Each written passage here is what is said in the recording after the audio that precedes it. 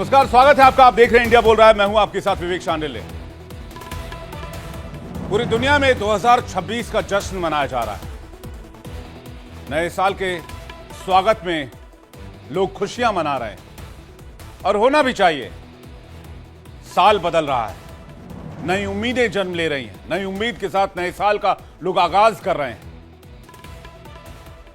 लेकिन 2026 में क्या विश्व शांति रह पाएगी?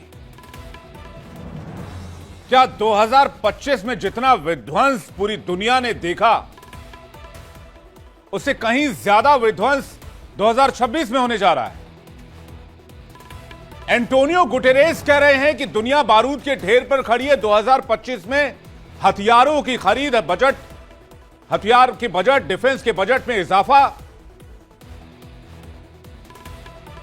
और हथियारों की होड़ ने पूरी दुनिया में चिंता पैदा किया है। उधर रूस भी अपनी अलग तैयारी में लग गया है। पीस टॉक पूरी तरीके से डिरेल हो चुकी है रशिया यूक्रेन के बीच, जिसे अमेरिका लेड कर रहा था। तो क्या 2026 में विध्वंस की तैयारी शुरू कर दी गई है? क्या इस साल परमाणु युद्ध की आशंकाएं भी तेज हो गई है? मैं आपको डराना नहीं चाहता, मैं आपके जश्न में खलल भी नहीं डालना चाहता, लेकिन तस्वीरें और खबरें जो आ रही है उससे ऐसा लग रहा है कि साल 2026 में रूस वर्सेस यूक्रेन वर्सेस यूरोप और एक तबाही की शुरुआत हो सकती है। और अगर यूरोप इस वॉर में आता है या रूस यूरोप तक जाता है, तो फिर इसे विश्व युद्ध में तब्दील होने से कोई रोक नहीं पाएगा। हालांकि अगर रूस यूक्रेन जंग वर्ल्ड वॉर में बदली तो केवल यह यूरोप तक नहीं रहेगा, यह पूरी दुनिया में बर्बादी फैलाएगा। क्योंकि आपको पता है कि रूस और यूक्रेन के युद्ध ने सिर्फ इन दोनों देशों को ही नुकसान नहीं दिया है, इसने पूरी दुनिया को नुकसान दिया, इंक्लूडिंग इंडिया। भारत को भी इस युद्ध से नुकसान हुआ है। 25% का पेनल्टी टैरिफ, रशिया से तेल लेने के लिए सैंक्शंस, एनर्जी सेक्टर पर अटैक। तो यह आशंका यूं ही नहीं है और रूस ने तो बाकायदा तैयारी भी शुरू कर दी है। यूक्रेन से जंग के बीच यूरोप से नाराज राष्ट्रपति पुतिन ने सबसे खतरनाक माने जाने वाली न्यूक्लियर मिसाइल ओरेशनिक को तैनात करने का फैसला कर लिया है। बेलारूस में 10 जगहों पर ओरेशनिक मिसाइलों को एक्टिवेट कर दिया गया है, जो कि एक सुपरसोनिक न्यूक्लियर वेपन है। और इससे पूरे यूरोप में टेंशन का माहौल है, क्योंकि इन मिसाइलों की जद में सिर्फ यूरोप ही नहीं, अमेरिका भी है। और ये मिसाइल कन्वेंशनल वॉरहेड के साथ न्यूक्लियर वेपन ले जाने की ताकत रखते हैं। इंपॉर्टेंट यह खतरे की बात यह है कि इन्हें रोकना दुनिया के किसी भी मिसाइल डिफेंस सिस्टम की बात है ही नहीं, एयर डिफेंस सिस्टम की बात है ही नहीं। यानी गलती से भी अगर एक बटन रशिया ने दबा दिया और यूक्रेन को निशाना बना दिया, तो दुनिया में न सिर्फ जंग का अलार्म बज उठेगा, बल्कि परमाणु जंग का अलार्म भी बज उठेगा। और ऐसे में पूरे विश्व के भविष्य को खतरा है। रूस ने अपनी परमाणु क्षमता को सक्रिय स्थिति में तैनात कर दिया है। ओरेशनिक जैसी परमाणु सक्षम मिसाइलें बेलारूस में ड्यूटी पर लगा दी गई, जिसका सीधा मैसेज है यूरोप और वैश्विक मंच को। यह रूस अब अपने ऊपर हुए, अपने राष्ट्रपति के घर के ऊपर हुए हमले का बदला चाहता है। तो सवाल यह है कि 26 में क्या कोई न्यूक्लियर वॉर होने जा रहा है? और अगर हाइपरसोनिक ओरेशनिक का इस्तेमाल किया गया तो इतनी तबाही मचेगी जो किसी परमाणु बम से भी कम नहीं होगी। एक अफवाह जो सोशल मीडिया पर चल रही है कि रूस ने मिसाइल लोड कर ली है और 2026 में एक नए लेवल पर युद्ध शुरू होने वाला है। यह सच है या कहानी का कोई अतिरंजित रूप है? शुरुआत थोड़ा सा फैक्ट देख लेते हैं। रूस ने परमाणु मिसाइलों को तैनात किया है, लेकिन इसका मतलब यह नहीं है कि आज ही थर्ड वर्ल्ड वॉर छिड़ने वाला है। बेलारूस में ओरेशनिक मिसाइलें तैनात की जा चुकी हैं। रूस ने बाल्टिक सागर में न्यूक्लियर सबमरीन को एक्टिव कर दिया है। साथ ही रूस के स्पेशल मरीन कमांडोज भी तैनात कर दिए गए हैं। लेनिनग्राड में परमाणु मिसाइल वॉर रेडी की जा चुकी है। आर्कटिक से लेकर बाल्टिक तक ड्रोन से सर्वेलांस की जा रही है। क्या ये सब महज दिखावा है? क्या ये सब महज दबाव के लिए है? रूस और यूक्रेन के बीच तनाव बढ़ा है। रूस का दावा है कि उसने पुतिन के आवास पर ड्रोन से हमला रोका है, लेकिन यूक्रेन और पश्चिमी देश इसे खारिज कर रहे हैं। कोई ठोस सबूत अभी तक नहीं है, लेकिन रूस क्या बदले की आग में जल रहा है और उसने अब परमाणु सक्षम मिसाइलों की तैनाती शुरू कर दी है। यूक्रेन को लगातार हथियारों की सप्लाई यूरोप की तरफ से की जा रही है। पोलैंड के जरिए यूक्रेन को हथियार भेजे जा रहे हैं। जेलेंस्की का समझौते पर राजी नहीं होना और आग में घी डालने का काम कर रहा है। इसी बीच जेलेंस्की डोनबास रूस को सौंपने पर सहमत नहीं। यूरोप जब्त संपत्ति से यूक्रेन को मदद भेज रहा है, यानी कि रशिया की संपत्ति फ्रीज जो थी उसको वो लिक्विफाई करके यूक्रेन को डाल रहा है। तो क्या 2026 में प्राकृतिक तौर पर एक परमाणु युद्ध देख रहे हैं? पूरी दुनिया में तनाव है, लेकिन कोई आधिकारिक सूचना नहीं है कि 2026 में कोई परमाणु युद्ध हो ही जाएगा। वैसे भी परमाणु युद्ध कोई सूचना देकर थोड़ा ही ना करेगा। वैश्विक सुरक्षा संस्थानों की रिपोर्ट कहती है कि 2026 में परमाणु तनाव चरम पर होंगे। हालांकि युद्ध जरूरी नहीं है। रूस ने जिस खतरनाक ओरिश्निक मिसाइल को तैनात किया है, जरा उसकी ताकत को भी देख लीजिए। बेलारूस में हाइपरसोनिक बैलिस्टिक मिसाइल ओरिश्निक तैनात किया गया है। ओरिश्निक मिसाइल की जो रफ्तार है वो 12,000 किलोमीटर प्रति घंटे है। यह मिसाइल 5,500 किलोमीटर तक वार करने में सक्षम है, यानी यूरोप ही नहीं अमेरिका तक तबाही मचा सकता है। कन्वेंशनल और एटॉमिक वॉरहेड ले जाने की काबिलियत रखता है। एक साथ कई टारगेट पर ओरिश्निक से हमला किया जा सकता है। किसी भी एयर डिफेंस सिस्टम को चकमा देने की ताकत है। लेकिन आज दुनिया में संवाद, कूटनीति, वार्ता, राष्ट्रीय हित मजबूत रूप से मौजूद नजर नहीं आते हैं। युद्ध की अफवाहें, परमाणु मिसाइलों की तैनाती, एक दूसरे से बदला। 2026 का रास्ता खतरों से भरा है। रूस ने रणनीतिक मिसाइलें तैनात करनी शुरू कर दी, बदला लेने की बात कह दी है, यूक्रेन को कीमत चुकाने की बात कह दी है। यूरोप को जंग के लिए ललकार चुका है रूस। और दुनिया के अलग अलग मोर्चों पर भी कुछ कुछ डेवलपमेंट्स हो रहे हैं, जैसे चीन ताइवान में बढ़ती तल्खी, चीन जापान में बढ़ती तल्खी, भारत पाकिस्तान के बीच तनाव। ऐसे में 2026 की स्थिति को लेकर बहुत ज्यादा चिंता जताई जा रही है। बातचीत करने के लिए मेहमानों का एक बड़ा पैनल इस वक्त हमारे साथ जुड़ रहा है। हमारे साथ मेजर जनरल अनुज माथुर जुड़ रहे हैं, रक्षा विशेषज्ञ हैं। मेजर जनरल अभय कार्की हमारे साथ जुड़ रहे हैं, रक्षा विशेषज्ञ हैं। सीए डॉक्टर अमन चुग हमारे साथ जुड़ रहे हैं, भू राजनीतिक विश्लेषक हैं। संजीव श्रीवास्तव हमारे साथ जुड़ रहे हैं, विदेश मामलों के जानकार हैं। और लाखों करोड़ों की संख्या में दर्शक इस वक्त हमारे साथ जुड़े हुए हैं। बहुत बहुत स्वागत है आपका हमारे आज के इस डिबेट में। सबसे पहला सवाल मेरा मेजर जनरल अभय कार्की सर से है। अभय कार्की सर, रशिया ने ओरेशनिक की तैनाती कर ली है, जो कि न्यूक्लियर वॉरहेड ले जाने की कैपेबिलिटी रखता है। न्यूक्लियर सबमरीन्स को एक्टिव कर दिया है। लेनिनग्राद में भी बहुत डेवलपमेंट्स चल रहे हैं, ब्लैक सी में बहुत डेवलपमेंट्स चल रहे हैं। और रूस कह रहा है बदला तो होगा, यूक्रेन को खामियाजा भुगतना पड़ेगा। और यूरोप को वो ललकार चुके हैं पहले ही पुतिन। क्या माने 2026 के शुरुआत में ही परमाणु युद्ध जैसे बड़े जंग का खतरा? जी नमस्कार, आपको भी, आपके सारे श्रोताओं को और पैनल में जितने लोग हैं उनको नमस्कार। ये 2026 के पहले एक काफ़ी बड़ी खबर है कि बेलारूस में दोबारा से पहले भी मिसाइल डिप्लॉयमेंट हुए थे न्यूक्लियर कैपेबल, और अभी फिर ये ऑस्ट्रिक मिसाइल का जिसको कि अंडर डेवलपमेंट था और अभी उन्होंने उसको फुली डिप्लॉय कर दिया। हालांकि एक साल पहले नवंबर 24 में भी ओरिश्निक मिसाइल से यूक्रेन पे हमला किया था, तो वो वैलिडेशन हो गया था। अब ये प्रोडक्शन स्टेज में आके मिसाइल लग गई है। इसका मतलब क्या है? दो मतलब है। एक तो ये आप जैसे आप ब्रह्मोस को लीजिए, जो कि साउंड से 3 गुना मार्क 3 पे उसकी स्पीड है, ये मार्क 10 वाली है।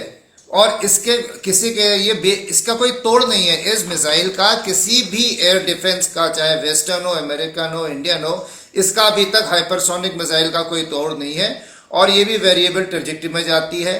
तो ये जो गेम चेंजर बोलते हैं, एक गेम चेंजर है, ब्रह्मास्त्र है, जिसके बारे में अभी यूरोप के पास या किसी के पास कोई तोड़ नहीं है। इसलिए ये एक बहुत बड़ा खतरा है और एक बहुत बड़ी चुनौती है यूरोप को, जो कि अगर मैं बोलूं इस लड़ाई का जनक है।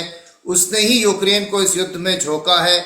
जब जब भी कभी कोई पीस टॉक होने जाती थी तो बोरिस, ये अपने इंग्लैंड या जर्मनी वाले इसको पीछे खींच लेते थे जेलेंस्की को, और ये लड़ाई नेटो के एक अस्तित्व को बढ़ावा देने के लिए शुरू की गई थी, यह सोच के कि हमारी ताकत इतनी है वेस्टर्न पावर्स की कि अमेरिका के साथ मिलके हम रशिया को तोड़ देंगे, हम पुतिन को घुटने पे ले आएंगे और ये रशिया की जो पावर है इसको हमेशा के लिए हम एक खत्म कर देंगे। इनमें से उनकी कुछ भी नहीं चली, ना तो उनकी इकोनॉमिक स्ट्रैटेजी चली है, ना उनकी ग्राउंड वॉरफेयर की स्ट्रैटेजी चली है।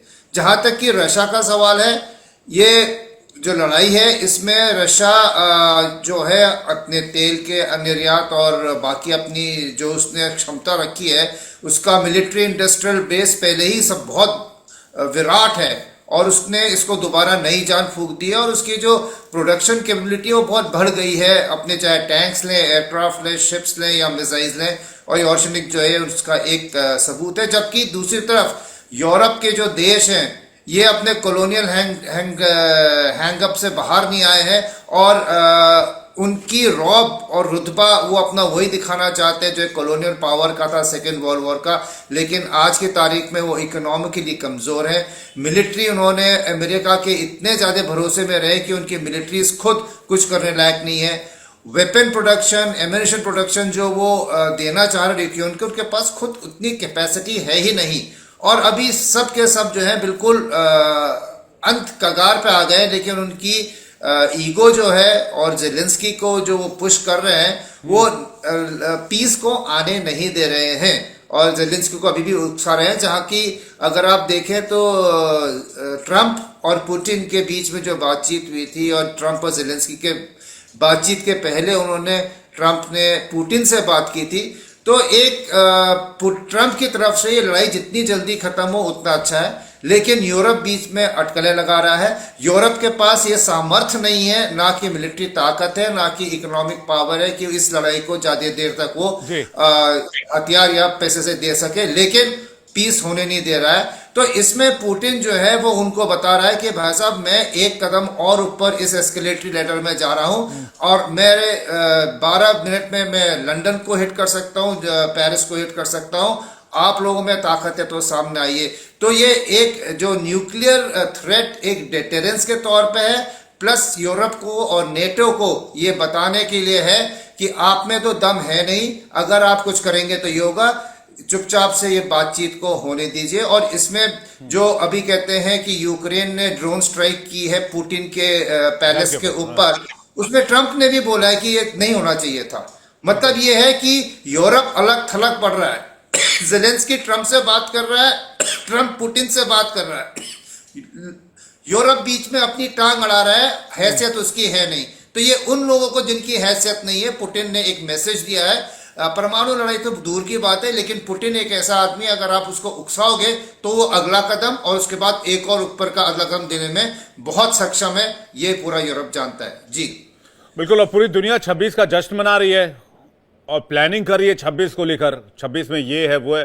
इवन चुग साहब मैं भी प्लानिंग में लगा हुआ 26 की, 26 में ये भी करना है, वो भी करना है, वो भी। अब 26 में क्या करेंगे? अब ये परमाणु मिसाइल लेके बैठ जाएंगे ये लोग, और परमाणु मिसाइल को अगर किसी ने इस्तेमाल कर ली तो उसके बाद तो फिर ऊपर वाला ही मालिक है।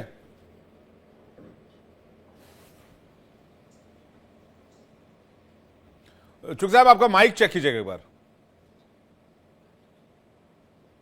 अभी आ रही है आवाज? हाँ बिल्कुल आ रही है। मैंने कहा नमस्कार है जी, जय भारत है। परमाणु का समय अभी नहीं आया है, उसका समय में अभी कुछ साल बाकी है, 3-4 साल बाकी है जब उसका यूसेज आएगा। बट आएगा ये कह रहे हैं आप? आएगा, मगर उसका लिमिटेड यूसेज जो है वो न्यूक्लियर अटैक के बजाय रादर यूरोप में कई इंस्टॉलेशंस में न्यूक्लियर लीकेज और ऐसी चीजों की खबरें आपको 2026-27 से शुरू मिल जाएंगी। अच्छा। मगर मैंने जैसे तात्पर्य कल भी दिया था, बट मैं एक और लिंकेज आपको देता हूं। देखिए जी, यूएस की पीस डील्स इस टाइम पे स्टीव विटकॉफ कर रहे हैं और वो जैरेड कर रहे जैरेड कुशनर। हैं, जैरेड कुशनर। ये दोनों जो आदमी हैं ये ट्रम्प के खास हैं, और जो एक तो पहले एक तो घर का दामाद है सर। घर का दामाद है, बिल्कुल, बहुत खास है, बिल्कुल। स्टीव विटकॉफ तो कट्टे गोल्फ ही खेलता है ना। हाँ। और जो स्टेबल कॉइन ट्रम्प कॉइन की बात है, वहां पे स्टीव विटकॉफ इन्वॉल्व है। स्कॉट बेसेंट सिंस इन्वॉल्व नहीं है, रूबियो भी इन्वॉल्व नहीं है, पीस डील नहीं हो सकती। जॉर्ज सोरस और स्कॉट बेसेंट वो दो आदमी हैं जिन्होंने 1992 में $10 बिलियन शॉर्ट करे थे पाउंड के ऊपर, और अंदाजन 1 बिलियन पाउंड बनाया था। एंड 1998 में इन्होंने रशिया के ऊपर, रशियन रूबल के ऊपर लॉन्ग किया था, यानी कि डेरिवेटिव स्ट्रक्चर्स लिए थे। और क्वांटम फंड जो जॉर्ज सोरस का था, उसने $2 बिलियन के करीब लूज किया था। स्कॉट बेसेंट भी उसी के साथ इन्वॉल्व था। Scott Bessent and George Soros वो आदमी हैं, वो लोग हैं जो रशियन डाउनफॉल पे हमेशा चाहेंगे, रशियन बॉन्ड क्राइसिस चाहेंगे, रशियन करेंसी क्राइसिस चाहेंगे। एंड इसलिए मैं जिक्र कर रहा हूं कि जब तक स्टीव विटकॉफ या जैरेड कुशनर अगर नेगोशिएशन करेंगे, पीस डील नहीं होगी। अगर स्कॉट बेसेंट वगैरह आ भी जाते हैं, तो जो मैं दूसरा एंगल दिया था मॉनरो डॉक्ट्रिन के तहत, वो मैं दोबारा अगर मौका देंगे मैं उसके ऊपर फिर जिक्र करूंगा, उसके तहत यूरोप जो है वो नहीं चाहेगा कि ये पीस डील ट्रंप साहब करवा पाए, स्पेशली ट्रंप साहब करवा पाए। मैं दोबारा बोल रहा हूं, ट्रंप साहब नहीं करवा पाए, ये यूरोप इंश्योर करेगा। तो ये तो बहुत एक तरह से मामला बहुत क्रूशियल हो गया फिर तो। मतलब ये तो सुलझता ही नहीं दिख रहा है। मैंने कल भी जिक्र किया था, तैनाती वाकई प्रेशर के लिए है, क्योंकि इस जैसे कि कार्की सर बता रहे थे, इस मिसाइल का तोड़ जो कि 12,000 किलोमीटर प्रति घंटे की रफ्तार से मैक 10 की स्पीड से मिसाइल जाती है, इसका तोड़ तो किसी के पास है ही नहीं। अगर नहीं भी न्यूक्लियर इस्तेमाल किया, अगर इन्होंने एक्टिव करके ही छोड़ दिया है, तो फिर भी मैसेज तो बहुत बड़ा है। बिल्कुल, मैसेज वही है जो मैं दोबारा जिक्र कर रहा हूं। ब्लैक रॉक को वेस्टर्न पार्ट ऑफ यूक्रेन के डेवलपमेंट का ठेका दिया है। ब्लैक रॉक की कंपनी में जितने भी अदृश्य राज जो एस्टेब्लिश्ड डीप स्टेट है, जो यूरोप से पनपे थे, स्कैंडिनेवियन कंट्री से होते हुए, वो सारे कंट्रीज के जो डीप स्टेट है वो उसमें इन्वॉल्व हैं। ऑब्वियसली पुतिन को समझ है कि सारा पहले तो फार्म लैंड ले लिया, ऊपर से ब्लैक रॉक को रिकंस्ट्रक्शन दे दिया, और यहां पे वायरस लैब्स एस्टेब्लिश कर रहे थे जो ईस्टर्न पार्ट ऑफ यूक्रेन है, जिसको काफी हद तक रशिया ने निस्तनाबूद किया। इसलिए ये वाला एरिया तो रशिया वापस देगा ही नहीं। मैं आपको यह कहने की कोशिश कर रहा हूं कि जो फर्दर जो एरिया है वो भी रशिया लेगा ही लेगा, छोड़ेगा नहीं। इसलिए आप देखो, फ्रांस ने ऑलरेडी इंस्ट्रक्शंस देनी शुरू कर दी है विद इन फ्रांस कि 2026 में हॉस्पिटल्स को तैयारी पे रखो, हमें लड़ाई लड़नी पड़ेगी। मतलब चुग साहब, 2026 में 2025 से ज्यादा एक्शन है, ज्यादा मारपीट है, एंड 2027 में 2026 से और ज्यादा है। ये एस्केलेशन ऐसे ही और ज्यादा बढ़ता रहेगा, मतलब ये कह रहे हैं 2028 में 2027 से और ज्यादा है। मैं माथुर सर का एक रिएक्शन ले लूं, उसका संजीव सर आपके पास आ रहा हूं। माथुर सर, देखिए, मैं चुग साहब से पार्शियली एग्री करता हूं। देखिए, उसकी वजह मैं आपको बताता हूं कि क्या हो रहा है। ये जो इन्होंने डिप्लॉयड न्यूक्लियर मिसाइल्स को एक्टिव कर दिया, डिप्लॉयड पहले से थी, इनको इन्होंने एक्टिव मोड में ला करके दे दिया। एक्टिव मोड का मतलब है they can fire any time. एक चीज हमको समझने की जरूरत है, ये न्यूक्लियर केपेबल है, न्यूक्लियर एनर्जी से ड्राइव होती है। उसके अलावा जो कन्वेंशनल वॉरहेड ये कैरी करती है, वो भी इतना घातक है कि वो एक छोटे टैक्टिकल न्यूक्लियर वेपन के बराबर की ताकत रखता है वहां पर डिस्ट्रक्शन की। तो ये एक बहुत बड़ा मूवमेंट है, और मुझे लगता है कि न्यूक्लियर वॉरफेयर अगर नहीं भी होगा, तब भी एक बहुत जबरदस्त मैसेज गया है कि हम कन्वेंशनल वॉरहेड से भी आपको इतना ज्यादा नुकसान पहुंचा सकते हैं कि जिसका आप अंदाजा नहीं लगा सकते। अब आप देखिए, जो नेबरिंग कंट्रीज हैं, लातविया हो गया, एस्टोनिया, पोलैंड, ये नेटो के हिस्सा हैं, लेकिन इनको बहुत कम समय में इस हथियार से एक क्लियर कट मैसेज गया है कि भाई 12 मिनट, 15 मिनट, 5 मिनट में हम डिस्ट्रक्शन वहां पर करने के लिए का सक्षम है। एक चीज आपको समझने की जरूरत है, जितनी बार पीस टॉक्स कहीं ना कहीं कंक्लूजन की तरफ बढ़ती हैं, ये स्पाइडर वेब क्या था जो कुछ दिन पहले इन्होंने कुछ समय पहले किया था, स्पाइडर वेब उसी समय हुआ था जब पीस टॉक्स आगे बढ़ रही थी, और उसको सेबटाज करने के लिए उन्होंने स्पाइडर वेब लॉन्च किया। 7,000 किलोमीटर अंदर जाकर के उन्होंने रशिया के टैक्टिकल स्ट्रेटेजिक बॉम्बर्स को डिस्ट्रॉय किया। कितना नुकसान हुआ क्या नहीं हुआ वो अलग बात है। तो इस प्रकार से हम, ये जो यूरोपियन नेशंस हैं वो ये प्रयास कर रही हैं कि किसी भी तरीके से ये लड़ाई ना रुके, जैसा चुक साहब ने कहा ना रुके। उसकी वजह बिल्कुल साफ है कि उनको इस बात का खतरा है कि रशिया यूक्रेन पर रुकेगा नहीं। रशिया जो है उनको, वो इस बात को प्ले कर रहे हैं, अगर खतरा नहीं भी है तो एटलीस्ट इस लड़ाई को जारी रखने के लिए इस बात को वो खेल रहे हैं कि ये रशिया वहां पर रुकने वाला नहीं है, और ये जो अपनी पुरानी लॉस्ट सोवियत ग्लोरी है उसको ध्यान में रखते हुए ईस्टर्न यूरोपियन कंट्रीज में आगे इस लड़ाई को बढ़ाएगा। लेकिन मैं आपको बताना चाहता हूं विवेक कि ये लड़ाई रशिया का एम बिल्कुल क्लियर है, और रशिया जो क्लेम्ड टेरिटरी है, कल भी मैंने एक बात कही थी, ये जो उन्होंने ऑक्यूपाई कर लिया वो नहीं, जो उनकी क्लेम्ड टेरिटरी है उसको रशिया लेकर के मानेगा, और उसमें से कुछ भी वो वापस नहीं देगा। और जब तक ये एक्सट्रीम उनका स्टैंड रहेगा, एक्सट्रीम डिजायर्ड एंड स्टेट रहेगी, तब तक मुझे नहीं लगता कि कोई किसी भी प्रकार से आप वहां पर इसको युद्ध समाप्ति की आशा कर सकते हैं। देखिए, एक ही तरीका है, कल भी आपने इस बात पे प्रश्न चिन्ह लगाया था, एक ही तरीका है, वो तरीका ये है कि आप रशिया को मिलिटरीली नहीं हरा सकते, किसी के बस की बात नहीं है, चाहे वो यूरोप हो या यूरोप प्लस अमेरिका हो या कोई भी हो। तो इसलिए मिलिटरीली आप उसको हरा नहीं सकते। एकमात्र तरीका है कि उनको इकोनॉमिकली इतना वीकन करो कि वो आगे इस वॉर को सस्टेन ना कर सकें, और वो तभी हो पाएगा जब अमेरिका यूरेनियम खरीदना बंद करेगा, जब यूरोप गैस खरीदना बंद करेगा, एनर्जी खरीदना बंद करेगा।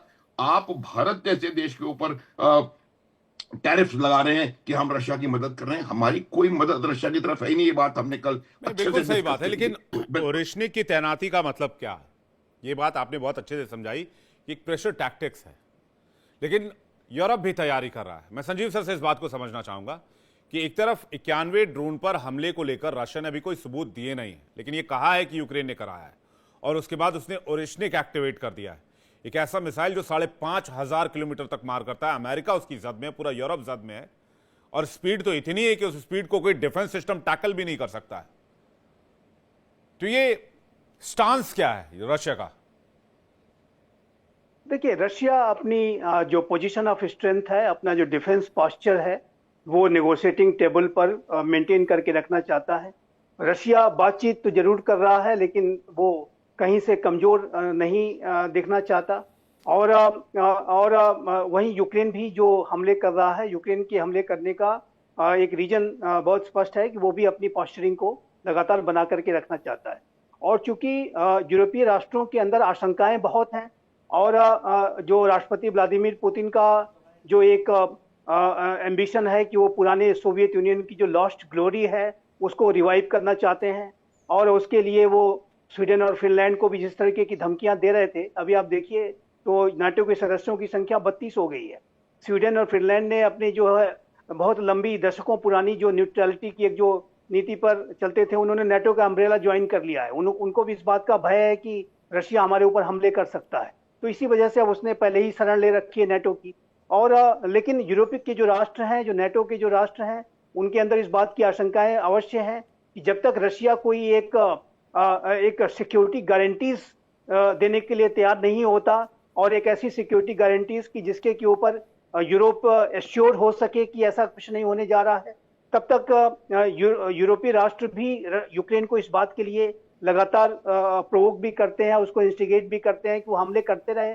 और जाहिर है कि यूक्रेन जो हमले कर रहा है वो स्वयं से तो कर नहीं रहा है, वो सारे जो हथियार हैं वो नाटो ही उसे प्रोवाइड करा रहा है। अमेरिका की भी जहां तक बात है, अमेरिका भी कोई ऐसी डील अमेरिका के राष्ट्रपति अमेरिका तो सर फेवर में नजर आ रहा है ना संजीव सर। अभी आपने एक देखा होगा, माफी चाहूंगा बीच में रोक रहा हूं आपको, बस एक सवाल इस पे जोड़ रहा था। अभी आपने देखा होगा रशियन के कीनिया एम्बेसी ने एक वीडियो जारी किया, उसमें कुछ चीजें जो है वो अलग अलग राष्ट्राध्यक्षों को सौंपी गई थी। उसमें जेलेंस्की को सबसे पहले बता दूं हथकड़ी दी गई थी गिफ्ट में, क्योंकि उसमें पुतिन जो है वो सैंटा बने हुए हैं। उसमें पीएम मोदी को Su-57 की एक रेप्लिका दी गई थी। और इंटरेस्टिंग यह है कि डोनाल्ड ट्रंप को अलास्का वाली समिट की एक फोटो भेंट की गई फ्रेम करके। तो रशिया टुवर्ड्स यूएस तो फ्रेंडली पोस्चर कर रहा। अगर इस वीडियो से थोड़ा सा रेफरेंस ले, क्योंकि अगर ये ऑफिशियली वीडियो रशियन एम्बेसी की तरफ से जारी किया गया तो मायने तो हैं, तो अगर थोड़ा सा रेफरेंस ले तो एक फ्रेंडली पोस्चर दे रहा है। ये ओरेशनी की जो न्यूक्लियर वॉरहेड की जो तैनात न्यूक्लियर कैपेबल मिसाइल की तैनाती है, ये कहीं यूरोप के लिए तो नहीं है कि भाई आप जो खेल रहे हैं यूक्रेन के साथ आप पीछे हट जाइए वरना आपको अंजाम भुगतना पड़ेगा। और 2026 में इसको हम शायद होता हुआ देखें। देखिए, जो आपने इंस्टेंस दिया वो जरूर इस तरीके की जो एक जेस्चर्स जिसको मैं कहूंगा कि वो रशिया जरूर उसने दिखाया, उसने उसको एप्रिसिएशन का जेस्चर जरूर उससे हम कुछ ड्रा आउट कर सकते हैं। लेकिन जहां तक अमेरिका की बात है तो अमेरिका रशिया के साथ कोई ऐसी डील पे सहमत नहीं हो सकता कि जिसमें कि अमेरिका के अंदर और वहां के जो पॉलिटिकल एस्टेब्लिशमेंट, वहां के जो मिलिट्री एस्टेब्लिशमेंट के अंदर इस तरीके का सेंस आए कि उसमें रशिया की विजय हुई है, रशिया को और अमेरिका को झुकना पड़ा है। अल्टीमेटली अमेरिका को भी अपने पॉलिटिकल जो डोमेस्टिक कंस्टिट्यूएंसी है, स्ट्रेटेजिक जो उसका जो और पूरा एस्टेब्लिशमेंट है, उसको कन्विंस करना पड़ेगा। अमेरिका का जो एस्टेब्लिशमेंट है कहीं कमजोर हो पाने का जोखिम नहीं ले सकता। राष्ट्रपति ट्रंप की अगर आप देखिए तो चाहे वो फॉरेन पॉलिसी हो, चाहे वो डिफेंस पॉलिसी हो, हमेशा पीस थ्रू स्ट्रेंथ की बातें करते हैं। स्ट्रेंथ के साथ डोनाल्ड ट्रंप कोई, लेकिन आप जब देखिए कि जब मीटिंग हुई मारे लागो में पाम बीच में डोनाल्ड ट्रंप और जेलेंस्की के बीच में, तो जेलेंस्की बगल में पोडियम पर थे और अपने पोडियम पर डोनाल्ड ट्रंप कह रहे थे कि Putin is a marvellous leader, he is a very good leader, he wants to Ukraine succeed. ये उनकी भाषा थी। और जब वो ये तारीफ कर रहे थे, तारीफों के पुल बांध रहे थे पुतिन के, तो जेलेंस्की स्पीचलेस हो गए, वो मुस्कुरा कर रह गए। तो ये तो है कि टुवर्ड्स रशिया बहुत उनकी पॉलिसीज बहुत वाइब्रेंट नहीं रही होंगी और काफी लंबा हमने देखा उन दोनों के देशों के बीच संघर्ष, लेकिन एक पॉजिटिविटी तो नजर आती है यूएस और ट्रंप और पुतिन के बीच में। देखिए, ये पॉजिटिविटी निस्संदेह है, इसमें कोई दो राय नहीं है। और ऐसी भी रिपोर्ट्स नहीं है कि जब डोनाल्ड ट्रंप राष्ट्रपति नहीं थे, 4 वर्षों के जो अंतराल, जो बीच का जो पीरियड, पिछला चुनाव जो हार गए थे, उस समय भी अनऑफिशियल तरीके से वो राष्ट्रपति पुतिन से कई बार उन्होंने बातचीत की और राष्ट्रपति पुतिन को अपना मित्र भी बताते रहे। लेकिन जो बात मैं कह रहा था कि जो राष्ट्रों के बीच के जो जियो स्ट्रेटेजिक जो कैलकुलेशंस होते हैं, उसमें कोई भी राष्ट्र अपने आप को, और अमेरिका जैसी जो सुपर पावर है वो अपने आप को कमजोर कभी भी दिखाने का जोखिम मोल नहीं ले सकता। यही जो रशिया और यूक्रेन के बीच में जो युद्ध को शांत कराने का प्रयास डोनाल्ड ट्रंप जरूर कर रहे हैं और डोनाल्ड ट्रंप के आने की वजह से ही ये जो बातचीत शुरू हुई है। राष्ट्रपति बाइडेन तो बिल्कुल भी बातचीत करने के लिए तैयार नहीं थे, कोई बातचीत उस समय हुई भी नहीं थी। लेकिन ये जाहिर है कि डोनाल्ड ट्रंप के आने से परिवर्तन आया है और वो राष्ट्रपति पुतिन के साथ उनकी जो इनके जो इंटरेक्शंस रहे हैं, जो एक फ्रेंडली जो एक जेस्चर्स दिखाते रहे दोनों नेता एक दूसरे के प्रति, उसकी वजह से ये परिवर्तन अवश्य आया है। हालांकि ये भी है कि युद्ध लंबा खींचा है और डोनाल्ड ट्रंप जिस तरह से कहते हैं कि वो ब्लड शेड नहीं देखना चाहते, टैक्स पेयर्स की मनी का इस तरीके से मिसयूज नहीं देखना चाहते, तो उन कारणों से भी युद्ध शांत कराना चाहते हैं और अपने आप को शांति का मसीहा भी कहते हैं। लेकिन वो हमेशा पीस थ्रू स्ट्रेंथ की बातें करते हैं। अमेरिका के राष्ट्रपति डोनाल्ड ट्रंप ने ईरान के प्रति आप देख लीजिए, हमास के प्रति देख लीजिए, हमेशा हमास और इजराइल के बीच में युद्ध को शांत कराने की बात वो हमेशा से करते थे। और ईरान के बारे में भी उन्होंने कई बार कहा कि ईरान के लोग बड़े अच्छे हैं, Iranian people are great people. But उन्होंने कल ही फिर से धमकी दी है कि यदि फिर ईरान ने न्यूक्लियर वेपन शुरू किया तो फिर अपनी जो बंकर बस्टर बॉम्ब का इस्तेमाल करना नहीं चूकेंगे। तो ये जो डोनाल्ड ट्रंप की की बातों में जो एक जो क्या कहते हैं और क्या करते हैं उनमें बड़ा एक अंतर रहता है, बड़ा फासला रहता है। हमारे ऊपर भी उन्होंने टैरिफ लगा दिया, लेकिन वो अगले दिन कहते हैं कि prime minister Modi is my great friend, और कभी कभी वो ग्रेट लीडर इत्यादि इत्यादि सारी बातें करते हैं। तो डोनाल्ड ट्रंप का जो बयान के ऊपर हमें नहीं जाना है, उनके द्वारा क्या एक्शंस लिए जा रहे हैं ऑन द ग्राउंड, उसके आधार पर उनके एनालिसिस होनी चाहिए और वो जो एक्शंस होंगे वो अमेरिका अपने आप को कमजोर दिखा नहीं, करके लेकिन नहीं मुझे ले सकता, क्योंकि आपकी अमेरिका बात को से भी मैं बहुत जवाब हद तक, देना है। जी संजीव सर, बहुत हद तक सहमत हूं, लेकिन मुझे मेरा आकलन अभी आप पैनलिस्ट की बातों को सुनकर और मौजूदा हालात को देखकर लग रहा है कि 26 में पॉसिबिलिटीज हैं कि यूरोप और रशिया भिड़ जाए और अमेरिका इसमें शामिल नहीं होगा। मैं कार्की सर का इस पर रिएक्शन चाहूंगा, उस पर उसके बाद चुग सर और मैं माथुर सर आपके पास आ रहा हूं।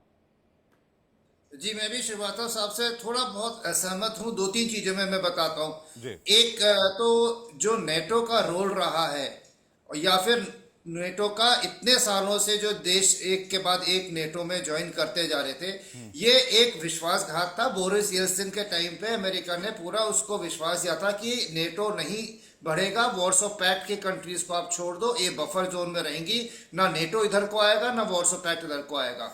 और पुतिन ने भी बार बार ये बताया था लड़ाई के पहले कि आप हमारे नेटो में अगर ये आ जाता है यूक्रेन, तो न्यूक्लियर मिसाइल्स हमारे बिल्कुल बॉर्डर पे आ जाएंगी, बफर चला जाएगा, मत कीजिए। आपने प्रॉमिस किया था, मत कीजिए। लेकिन अपने नशे में यूरोप और नेटो और अमेरिका ने इसको बढ़ावा दिया और उसी की वजह से लड़ाई शुरू हुई है। ये कोई वो नहीं कि रशिया जो है पुराना सोवियत है, ये वो कुछ नहीं। ये उसको प्रवोक किया गया था इस विश्वास के साथ कि हम वही महाशक्ति है सेकेंड वर्ल्ड वॉर की, और हम रशिया को लड़ाई में उलझा के उसको इकोनॉमिकली इतना गिरा देंगे सैंक्शन से कि वो टूट जाएगा और मिलिटरली हार जाएगा। ये उनका गेम प्लान एक साल के अंदर बैठ गया और अब पासा उल्टा पलटा है। दूसरा, ट्रंप जब भी बात करते हैं इस लड़ाई की, कहते हैं Biden's war, Biden's war, he put us into this war, I am not, I will make peace. इसका मतलब वो इसका जितना भी श्रेय है वो ले लेंगे और उसमें अगर वो समझौता करते हैं श्रेय खुद लेंगे। लड़ाई का वो कोई से अमेरिका की हार को नहीं मानेंगे। और जैसे कि बताया था, मोनरो डॉक्ट्रिन वाली बात हो रही है। अमेरिका थोड़ा बहुत अपने को नेटो से डिटैच करके अमेरिकाज में कंसंट्रेट करता है। प्लस आज की तारीख में अगर अमेरिका यूक्रेन में जाता है तो ताइवान कंटिजेंसी के लिए उसके पास ट्रुप्स कहाँ से है, एम्यूनिशन कहाँ से, वैसे ही उनकी असले बारूद थोड़े कम हो रहे हैं। तो इन चीजों का अगर आप देखें तो अभी अमेरिका को कोई शक नहीं है कि उसको पीस चाहिए। रशिया ट्रंप के लिए कोई दुश्मन नहीं है, वो वहां पे इन्वेस्टमेंट अपॉर्चुनिटीज देख रहा है अपनी gas companies, oil companies, mineral companies, rare earth के लिए। वो रशिया में भी देख रहा है यूक्रेन के अलावा, तो वो तो चाहता ही है। लेकिन यूरोप बीच में अटका हुआ है। यूरोप को हर बार नजरअंदाज किया जा रहा है और पुतिन भी कर रहा है और ट्रंप भी कर रहा है। तो ऐसे में अभी ये जो आपने सही बोला था कि यूरोप को मैसेज दिया है पुतिन ने कि आप पीछे हट जाइए, इस लड़ाई को कंक्लूड होनी चाहिए मेरी टर्म्स पे, नहीं तो आप भी मेरे टारगेट पे हैं और आप उसके बारे में कुछ नहीं कर पाएंगे। जहां तक न्यूक्लियर वॉरहेड का सवाल है, जैसा कि अनुज साहब ने बोला था, जनरल साहब ने, कि जो आपके टैक्टिकल न्यूक्लियर वॉरहेड की जो क्षमता है वो इसके इतना बारूद कैरी करता है कि ये कन्वेंशनल से भी कर देगा। तो मैं ये कहूंगा, बंद है मुट्ठी तो लाख की, खुल गई तो खाक की। उसने बेलारूस में लगा दिया है। अब बारी है यूरोप में ब्रिटेन, जर्मनी और फ्रांस जो बहुत चहक रहे हैं, और पोलैंड तो वैसे भी बॉर्डर उससे मिलता है तो वो तो कभी भी उसको चेप सकता है। लेकिन जो अपने को थोड़ा डेप्थ में मानते थे, उन देशों को भी सोचना पड़ेगा कि क्या हम इसको आगे और ले जाएं या फिर जहां पे है वहां पे यूक्रेन को नेगोशिएट करने दें और हम पीछे से आग ना लगाएं ताकि पीस जल्दी आ जाए। जी चुग साहब, आपको क्या लगता है, यूरोप के लिए खतरे की घंटी और अमेरिका यूरोप से खुद को अलग खींचता हुआ दिख रहा है टुवर्ड्स रशिया? बहुत उसने अपने आप को न्यूट्रल कर लिया है, बहुत एक तरह से वो एग्रेशन नहीं है अब पहले जैसा यूरोप के लिए, क्योंकि बहुत ताने मार चुके हैं डोनाल्ड ट्रंप पहले भी, हम तुम्हें पैसा देते हैं, हम बजट, डिफेंस बजट देते हैं, हम ये देते हैं, वो देते हैं, और तुम लोग कोई किसी काम के नहीं हो, तुम लोग ना बजट डिफेंस में डालते हो ना किसी और चीज़ में डालते हो, अमेरिका कब तक नेटो को पालता रहेगा। ऐसी कई सारी बातें ट्रंप ने कही। और उस पूरी सीक्वेंस को जोड़ा जाए और 2026 को देखा जाए तो मुझे लगता है कि 2026 यूरोप पर बहुत भारी पड़ने वाला है, और जो एग्रेशन पुतिन दिखा रहे हैं वो हल्के में नहीं लेना चाहिए यूरोप को। अब आपने मुद्दा छेड़ा मॉनरो डॉक्ट्रिन वाला, क्योंकि अब आपने छेड़ी तार। देखो, अब इसको थोड़ा स्टेज को सेट करते हैं। यूरोप जो है वो ओरिजिनल अदृश्य राज्य वहां पे सेटअप हुआ, वहां से एक डिवीजन आया जो कि यूके से फिर सेटल हुआ, जिसको हम सिटी ऑफ लंदन कहते हैं। लंदन सिटी नहीं, सिटी ऑफ लंदन कहते हैं।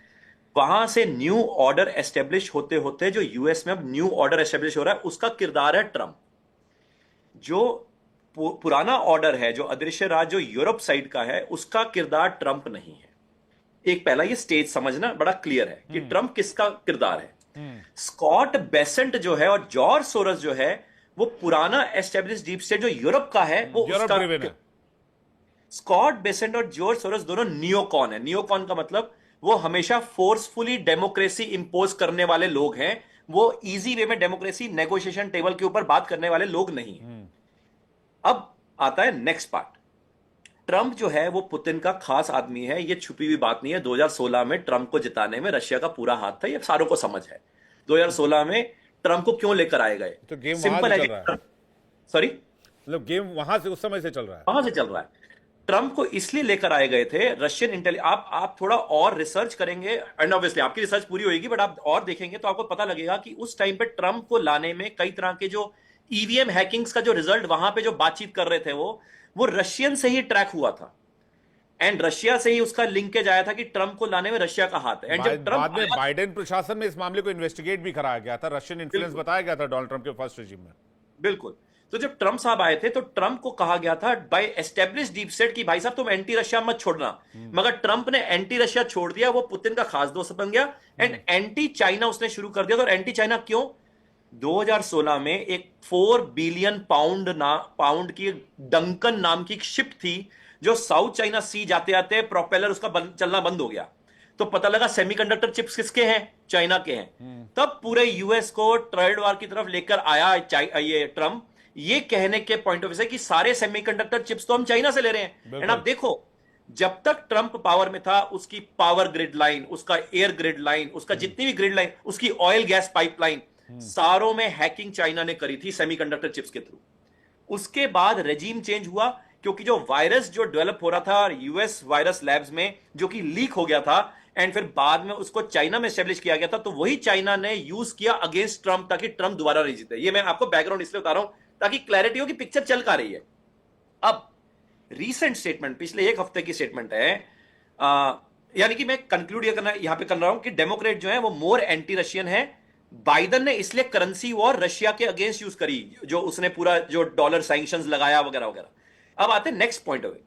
ट्रंप की एक हफ्ता पहले स्टेटमेंट है, वो कहता है कि जी मॉनरो डॉक्ट्रिन के तहत यूरोपियन यूनियन के जो कंट्रीज हैं उनका दखल अंदाजी मैं अपने यूनाइटेड स्टेट्स ऑफ अमेरिका और लैटिन अमेरिका के तरफ नहीं चाहूंगा।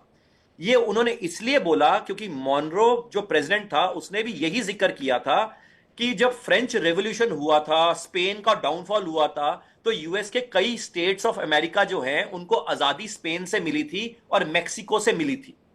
एंड इसलिए उन्होंने तब मॉनरो डॉक्ट्रिन बनाया था कि भैया तुम अपना यूरोप संभालो, हम अपना यूनाइटेड स्टेट्स ऑफ अमेरिका संभालेंगे, हमारा लैटिन अमेरिका संभालेंगे। यूरोप और यूएस को इकट्ठा करके नेटो बनाया गया। अब मुद्दा यह है, ट्रंप बार बार, जो आपने जिक्र किया ना, ट्रंप बार बार क्यों यूरोपियन यूनियन को गालियां निकालता है? वो इसलिए निकालता है क्योंकि वो एस्टेब्लिश डीप स्टेट का आदमी नहीं है। वो ये कहना चाहता है भैया मैं new establish deep state, new deep state का आदमी हूं, तुम्हारा आदमी हूं नहीं। तुम अपना रोना रो, मैं अपना खेल खरू, एंड तुम बीच में मेरे दखलंदाजी करोगे तो मैं भाई साहब तुम्हारे से अलग हूं। इसलिए जब जब बेचारा वो पीस डील करने निकलता है पुतिन के साथ, वहां पे यूरोप घुस जाता है, बीच में नेटो घुस जाता है। इसलिए आप देखेंगे वेरी सून नेटो में भी डिवीजन होगी, आप देखेंगे 2026 और बहुत हद तक संभव है कि यूरोपीय कंट्रीज ने ये जो अटैक है 91 ड्रोनों का पुतिन के घर के ऊपर, उन्होंने कराया हो कि वो चाहते ही नहीं थे कि भी उधर जो है वो बातचीत सक्सेसफुल हो जाए ट्रंप और जेलेंस्की के बीच में, और वो मसौदा बन जाए जिस पर रूस भी सहमत हो जाए। तो हो सकता है कि उधर से कराया कुछ, हालांकि कुछ एलिगेशन रशिया पर भी लग रहे हैं। लेकिन अगर रूस यूरोप के खिलाफ गया तो क्या होगा, माथुर सर से जानना चाहूंगा, फिर मैं संजीव सर आपके पास आ रहा हूं। देखिए ये बात बिल्कुल साफ है कि आज की तारीख में नेटो को, यूरोप को एक ऐसा सिक्योरिटी आर्किटेक्चर चाहिए जिसमें पूरी तरह से अमेरिका के ऊपर डिपेंडेंस ना हो। जब तक क्योंकि वो इस बात को समझ चुके हैं, जैसा कि डॉक्टर चुक कह रहे थे, बिल्कुल इस बात को समझा जा चुका है कि अगर अमेरिका के इंटरेस्ट के साथ कहीं भी कॉम्प्रोमाइज हुआ, चाहे वो ट्रंप हो, बाइडेन हो, कोई भी हो, अमेरिका के लिए अमेरिका फर्स्ट ये जो है, ये जो जुमला मागा लगाया वो हमेशा से उनके लिए रहा है। अमेरिका के इंटरेस्ट से कहीं भी कॉम्प्रोमाइज होगा तो अमेरिका किसी को भी भी कुछ भी कह सकता है। वो हेनरी किसिंजर का वर्ल्ड फेमस डायलॉग है, उसको मैं एक बार और रिपीट कर देता हूं कि friendship enmity with America is dangerous and friendship with America is fatal. तो ये बिल्कुल क्लियर है। और अमेरिका की फ्रेंडशिप का जो जो अब इनको लग रहा है नाटो देशों को कि वो कभी भी उनकी मदद, ये बिल्कुल नहीं होने वाला है विवेक। और इसलिए एक नया सिक्योरिटी आर्किटेक्चर वो बनाने का प्रयास कर रहे हैं। आज यूरोप की जो सिक्योरिटी है वो इस कदर अमेरिका के ऊपर डिपेंडेंट है कि अगर अमेरिका वहां से हाथ खींच ले तो यूरोप को रशिया से या किसी से भी कोई भी नहीं बचा सकता। नहीं, ये मुझे बिल्कुल लगता है क्लियर सर ये जेस्चरिंग शुरू हो चुकी है यूएस के साथ। यूएस ने जेस्चरिंग देना शुरू कर दिया है कि नेटो अब आप अपनी जिम्मेदारी खुद संभालिए, अमेरिका अब आपके हमेशा आपके लिए खड़ा नहीं रहेगा या आपके लिए ही लड़ाइयां नहीं लड़ता रहेगा। ना केवल यूएस जेस्चरिंग कर रहा है, उसके अलावा यूरोप ने भी शुरू कर दिया है। हर एक देश ने 2 से 5% जीडीपी का जो जो है अपना डिफेंस बजट को बढ़ाया है। ये कोई मजाक नहीं है। 2 से 5% जीडीपी ऐसे यूरोप के लिए जो कि इकोनॉमिकली बिल्कुल डाउनफॉल की तरफ जा रहा है, वहां पर आप इतना ज्यादा पैसा एक नॉन इन्वेस्टमेंट में लगा रहे हैं। इसका बिल्कुल साफ मतलब है कि वो एक आर्किटेक्चर विदाउट अमेरिका चाहते हैं। और वो इसीलिए चाहते हैं कि ये यूक्रेन की लड़ाई चलती रहे ताकि वो अपने उस चीज को कंसोलिडेट करने के लिए उनको जो टाइम की जरूरत है वो कहीं ना कहीं उनको मिल जाए। एक बात बिल्कुल साफ है कि यूरोप जो है वो इस लड़ाई को बंद नहीं होने देना चाहता। और इस वजह से अगर अब वो फॉल्स फ्लैग कह रहे हैं कि रशिया ने फॉल्स फ्लैग करवाया, ये करवाया, ये बात मैं बिल्कुल मानने को तैयार नहीं हूं। ये इसमें पूरी तरह से यूरोप का हाथ है। जो हमला रशियन प्रेसिडेंट के घर में अटेम्प्टेड स्ट्राइक हुआ है, और उसकी वजह बिल्कुल यही है कि वो नहीं चाहते कि किसी भी तरीके से इस लड़ाई में ये लड़ाई बंद हो। उसी यही वजह आप देखिए किस प्रकार के जर्मनी और फ्रांस के स्टेटमेंट्स निकल करके आ रहे हैं। तो ये एक बहुत बहुत गहरा खेल चल रहा है। जहां तक राइवलरी का सवाल है, सुपर पावर राइवलरी अब जो है वो कन्फाइंड है रशिया, अमेरिका और चाइना के बीच में। और ये जो चाइना का 100 ईयर मैराथन का जो जो कॉन्सेप्ट है, वो कॉन्सेप्ट अभी पूरी तरह से रंग ला रहा है। और ये बात मैं कहने में बिल्कुल नहीं हिचक रहा हूं कि चाइना आज अमेरिका से कई पैरामीटर्स में बहुत ज्यादा आगे निकला हुआ है। जो अभी डॉक्टर चुक कह रहे थे, आज आप एक अमेरिका के F-35 को स्ट्रिप करके देख लें, 70% सामान उनका होगा, 30% सामान जो है वो चाइना से आया हुआ है। चाइना अगर एक चीज को एक्टिवेट करेगा तो अमेरिका का सारा डिफेंसिव मैकेनिज्म जो है वो कहीं ना कहीं धराशायी होता हुआ आपको नजर आएगा। तो ये बात लेकिन अभी सर क्या हुआ सर कि अभी कंबोडिया जो है वो MRSL multi rocket launch system का इस्तेमाल कर रहा था, चाइना से लिया था उन लोगों ने, और वो वहीं पे फटने लग गया। उसे जो रॉकेट लॉन्च हो रहे थे वो लॉन्च ही होना बंद हो गया और वहीं पे फटने लगे। HQ-9 का हमने देखा अभी क्या हुआ। तो सर चाइनीज हथियार तो डिपेंडेंसी अगर कोई है देश जैसे कंबोडिया था तो उसकी तो हालत खराब हो गई अभी थाईलैंड कंबोडिया युद्ध वाले दरमियान में। नहीं कर रहा हूं, जो उसके जो कंपोनेंट्स हैं, जो क्रिटिकल कंपोनेंट्स हैं, वो चाइना से आ रहे हैं। ये बात हमको समझने की आवश्यकता है और अमेरिका इस बात को अच्छे से समझता है। जी चुक साहब कुछ कहना चाह रहे, जल्दी से आपका रिएक्शन में संजीव जी के पास जा रहा है। चुक साहब बीच में आप कुछ कहना चाह रहे हैं? सिर्फ ये ऐड कर रहा हूं कि यूरोप ये भी इंश्योर करेगा कि जो ट्रंप है वो यूएस और चाइना में एंटेंगल्ड जरूर हो। तो आप ये भी देखेंगे आने वाले समय में कि एक तरह से चाइना के एंटेंगलमेंट में यूएस के अंदर साथ में जो इन्वॉल्वमेंट होगा वो यूरोप का हाथ होगा, ताकि ट्रंप जो है वो चैन की सांस ना ले पाए, वो रहकर एक और जगह एंटेंगल्ड हो, ताकि ट्रंप को नेटो की जरूरत पड़े टू काउंटर चाइना। मतलब यूरोप चाहता है कि जो है वो नेटो का हाथ ना छोड़े। यूरोप चाहता है डोनाल्ड ट्रंप को ऑक्टोपस बना दे और 10 जगह एंगेज करा दें, उनके हाथ पांव 10 जगह फंसे रहें और वो इस जी कुछ कह रहे थे आप? हाँ बस यही पॉइंट था, ताकि यूएस का हाथ नेटो ना छोड़े, जी सॉरी नेटो का हाथ यूएस ना छोड़े, जी कहने का मतलब। संजीव सर, अगर यूरोप इस युद्ध में पड़ा, जिस युद्ध की शुरुआत ऐसा लग रहा है कि 26 में होगी और जिस तरह से ओरिशनिक मिसाइल तैनात की गई और यूएस इस युद्ध से पीछे हटा, बाईपास कर दिया उसने नेटो के चार्टर के आर्टिकल 5 को, देन क्या स्थिति बनेगी? इस पर चाहूंगा आपका ओवरव्यू। देखिए, चाहे वो यूनाइटेड स्टेट्स ऑफ अमेरिका हो, चाहे यूरोपियन राष्ट्र हो, वो नेटो को कमजोर होने देने का जो रिस्क है, जो जोखिम है, वो ले नहीं सकते वो। और नेटो को मैं कमजोर होते हुए नहीं देखता। मुझे लगता है कि नेटो को अपना जो अलायंस है, जो ट्रांस एटलांटिक मिलिट्री अलायंस है, वो बना करके रखना होगा। ये अलग बात है कि यूरोप के जो राष्ट्र हैं उनकी आशंकाएं अवश्य हैं, और जिसका कि जिक्र माथुर सर ने किया, और ये जरूर है कि वो अपने एक खुद के एक आर्किटेक्चर के बारे में विचार कर रहे हैं। लेकिन क्या जो यूरोप के जो राष्ट्र हैं वो अपने एक यूरोपियन आर्किटेक्चर से रशिया का जो चैलेंज है उसको डील कर लेंगे, या चाइना का चैलेंज वो डील कर लेंगे? नहीं कर सकते। जो वेस्टर्न अलायंस है उसको बना के रखना होगा। यूनाइटेड स्टेट्स ऑफ अमेरिका भी यदि नाटो में से बाहर आता है तो फिर वो जापान को और साउथ कोरिया को और फिलीपींस को किस फेस के साथ उसको डील करेगा? क्या सऊदी अरबिया और मिडिल ईस्ट के रीजन में इजराइल के अंदर इस तरीके की आशंकाएं नहीं आएंगी कि अमेरिका ने जब यूरोप को छोड़ दिया तो हमको कब छोड़ देगा, कुछ पता नहीं है। और ऐसे में अमेरिका की जो डिक्लाइन की जो बात कही जाती है वो अगले दिन ही हो जाएगी। क्या अमेरिका उस डिक्लाइन को स्वीकार करेगा? अमेरिका का एस्टेब्लिशमेंट इसे स्वीकार करेगा? बिल्कुल नहीं करेगा। अमेरिका का क्या जो मिलिट्री इंडस्ट्रियल कॉम्प्लेक्स है वो ऐसे किसी भी डील को स्वीकार करेगा कि जिसमें अमेरिका आइसोलेशन में चला जाए? ठीक है, आज अमेरिका वेस्टर्न हेमस्फीयर की बात कर रहा है, मुन्नो डॉक्ट्रिन वगैरह की चर्चा चुग साहब ने की, लेकिन क्या अमेरिका एक आइसोलेशनिस्ट होने का जोखिम मोल ले सकता है? आज के ग्लोबलाइज्ड वर्ल्ड में, इंटरकनेक्टेड वर्ल्ड में, ग्लोबल विलेज जिसको हम कहते हैं, इंफॉर्मेशन एंड कम्युनिकेशन टेक्नोलॉजी, एक घटना अमेरिका के किसी शहर में हो जाए और यहाँ पर जो है हड़कंप मच जाता है नई दिल्ली में कि अमेरिका में ऐसी घटना हो गई, या यहाँ भारत में अगर कुछ हो गया तो अमेरिका में हड़कंप मच जाता है। तो ऐसे में क्या अमेरिका आइसोलेशन का जोखिम मोल ले सकता है? क्या वो ऐसा कर सकता है? क्या ग्लोबलाइजेशन रिवर्सिबल है? जाहिर है कि ऐसा नहीं हो सकता। और ये जो आज का जो विश्व है वो अलग विश्व है, इंटरकनेक्टेड है, इंटरडिपेंडेंट है। और ऐसे में जो और देखिए, यदि नेटो कमजोर पड़ता है तो उससे सबसे ज्यादा खुशी किसे होगी? रशिया इसको अपनी विक्ट्री के तौर पर लेगा। रशिया डे वन से ही चाहता है कि नेटो कमजोर पड़ जाए। नेटो को तोड़ना ही रशिया का लक्ष्य है। नेटो के एक्सपेंशन के आधार पर ही रशिया ने यूक्रेन पर हमला किया था।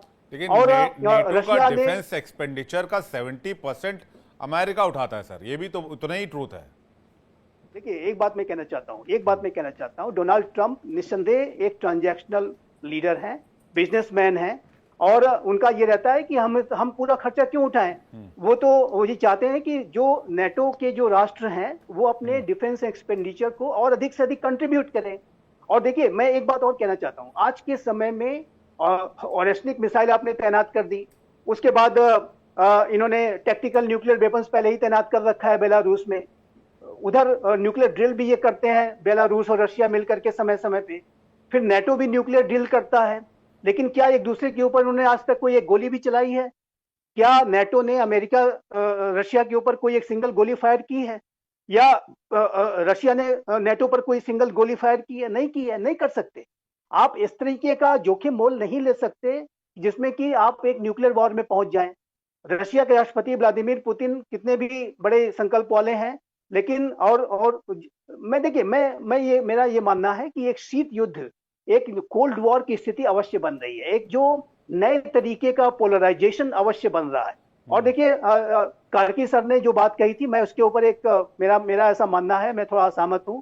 मेरा ऐसा मानना है कि रशिया के लिए ये जो यूक्रेन के ऊपर हमला करने का जो उसका विकल्प था वो कहीं से भी एक अच्छा विकल्प नहीं था।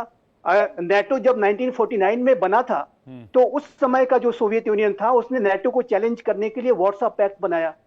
आपने क्या किया? आपने तो अपने जो एक भाई जो कि आपके साथी था उसको उसके सिर में, हेड में गोली मार दी और वो जाहिर है कि यूक्रेन तबाह हो गया। ये कोई तरीका नहीं होता बैलेंस ऑफ पावर को क्रिएट करने का। ठीक है, आपको नेटो के एक्सपेंशन से इतनी दिक्कत है तो वार्सा पैक्ट बनाओ, नया कोई वार्सा पैक्ट बनाओ, लेकिन आपने वो नहीं किया। आज आपको लगता है कि आपको वार्सा पैक्ट की जरूरत है, इसीलिए नो लिमिट पार्टनरशिप की बात चल रही है चाइना के साथ, मुझे लगता है नॉर्थ कोरिया के साथ। एक नया वर्ल्ड ऑर्डर भी इसी के साथ तैयार हो रहा है और सबसे ज्यादा जो हलचल है वो वेस्ट में ही देखी जा रही है। 2026 में मुझे लगता है कि जो बातें अभी आप सभी पैनलिस्ट से, एक्सपर्ट से बातचीत करके निकलकर सामने आई है वो ये है कि सबसे ज्यादा इंपैक्ट और हलचल स्पेशली यूरोप में रहने वाला है और यूरोप वर्सेस रशिया के बीच देखने को मिल सकता है। जो 2026 में जिस तरह से चीजें हो रही हैं। आपसे मेहमानों का बहुत शुक्रिया हमारे साथ जुड़ने के लिए और अपना कीमती वक्त देने के लिए बहुत बहुत धन्यवाद। आप सभी को नए साल की बहुत बहुत बधाई। दर्शकों, आपको भी नए साल की बहुत बहुत बधाई। इंडिया बोल रहा मैं फिलहाल इतना है, वक्त एक छोटे से ब्रेक का है, लेकिन ब्रेक पर जाने से पहले आपको बता दें इंडिया डेली आपके स्मार्ट टीवी पर भी मौजूद है। इंडिया डेली 24/7 देखिए अपने स्मार्ट टीवी पर लाइव और लगातार। एक छोटा सा ब्रेक, फौरन लौटें।